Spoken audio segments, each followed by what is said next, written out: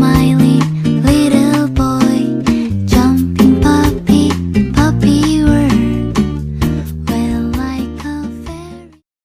Assalamualaikum warahmatullahi wabarakatuh. Perkenalkan, nama saya Nabila Risa Fatihah dengan nomor induk mahasiswa 200101078. Baiklah, pada video kali ini saya akan menjelaskan pengembangan bahan ajar yang saya dapatkan. Let's check it out.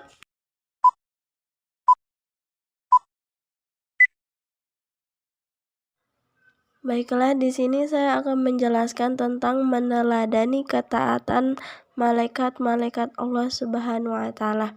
Di mana di slide yang kedua di sini terdapat bahan ajar atau materi pembelajaran. Di mana di sini terdapat mata pelajaran pendidikan agama Islam, terus pada kelas 7 semester genap. Kemudian materi pokoknya yakni meladani ketaatan malaikat-malaikat Allah Subhanahu wa taala dengan kompetensi dasar 3.4 memahami makna iman kepada malaikat berdasarkan dalil nakli. Di mana di sini juga terdapat indikator pencapaian kompetensi 3.4.1 menyebutkan pengertian iman kepada malaikat-malaikat Allah. 3.4.2 memahami dalil nakli tentang iman kepada kepada malaikat Allah Subhanahu wa taala. Kemudian tujuan pembelajaran, di mana setelah mengikuti kegiatan pembelajaran menggunakan metode pembelajaran discover learning dengan metode literasi, eksperimen, praktikum, dan presentasi dengan menumbuhkan sikap menyadari kebesaran Tuhan, sikap menolong, gotong royong, jujur, dan berani mengemukakan pendapat, siswa dapat pertama menyebutkan pengertian iman kepada malaikat Allah, kemudian menyebutkan dalil nakli tentang iman kepada malaikat. Baiklah, kemudian pada slide yang ketiga di sini saya menjelaskan tentang pengertian iman kepada malaikat-malaikat Allah Subhanahu wa taala. Di mana di sini saya menaruh dua visual tentang malaikat. Kemudian di sini saya mencantumkan secara bahasa tentang iman, di mana iman di sini berarti membenarkan atau tasdik, sementara menurut istilah adalah mengucapkan dengan lisan, membenarkan dalam hati, dan mengamalkan dalam perbuatannya. Sedangkan malaikat dalam Islam adalah makhluk Allah Subhanahu wa taala yang diciptakan untuk senantiasa beribadah kepadanya. Iman kepada malaikat termasuk rukun iman yang kedua, dan malaikat diciptakan dari nur atau cahaya oleh Allah Subhanahu wa taala. Malaikat diciptakan oleh Allah Subhanahu wa taala sebagai utusannya untuk mengurusi berbagai macam urusan manusia. Oleh karena itu, kita wajib untuk beriman kepada malaikat dan harus mempercayai dan meyakini bahwa Allah Subhanahu wa taala telah menciptakan malaikat yang diberi tugas untuk mengatur alam dan mengurus perjalanan alam semesta dan tugas-tugas tertentu lainnya, seperti tugas Jibril yang menyampaikan wahyu kepada Nabi Muhammad, kemudian tugas malaikat Israel mencabut nyawa, dan malaikat-malaikat yang lainnya. Kemudian pada slide yang keempat, di sini saya menaruh satu visual tentang malaikat yang mencatat semua amal yang kita lakukan, baik itu amal perbuatan baik dan buruk. Kemudian di sini juga saya menaruh tentang dalil nakli tentang iman kepada malaikat. Sama halnya dengan manusia, malaikat juga termasuk makhluk Allah Subhanahu wa taala, di mana Maha Suci Allah Subhanahu wa taala yang telah menciptakan makhluk dengan berbagai macam bentuk dan keadaannya.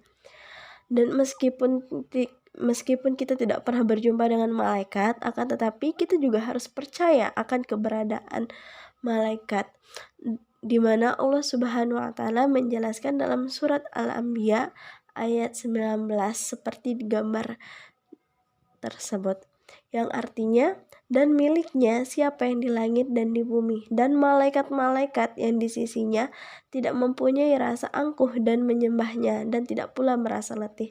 Di mana sesungguhnya malaikat itu tidak pernah letih, tidak pernah capek akan ketaatan kepada Allah Subhanahu wa taala. Bahkan ketika malaikat disuruh tunduk kepada Nabi Adam, para malaikat pun ikut tetap tunduk kepada Nabi Adam.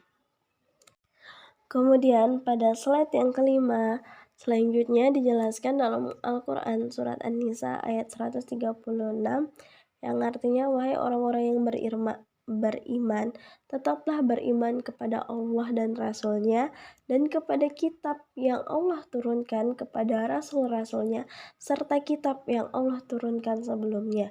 Barang siapa yang kafir kepada Allah Subhanahu wa Ta'ala, malaikat-malaikatnya, kitab-kitabnya, rasul-rasulnya, dan hari kemudian, maka sesungguhnya orang itu telah sesat sejauh-jauhnya. Di mana di sini disebutkan kepada akan barang siapa yang kafir dan orang itu akan dikatakan kafir apabila dia tidak beriman kepada Allah, kepada malaikat-malaikatnya, kitab-kitabnya, rasul-rasulnya, dan hari kemudian. Sesungguhnya orang itu telah sangat jauh tersesat dari jalannya. Pada slide yang kelima ini saya menaruh gambar tentang betapa pentingnya malaikat-malaikat Allah yang tidak pernah letih, yang selalu mencatat amal-amal kita, baik itu amal buruk maupun amal yang tidak buruk atau amal baik kita.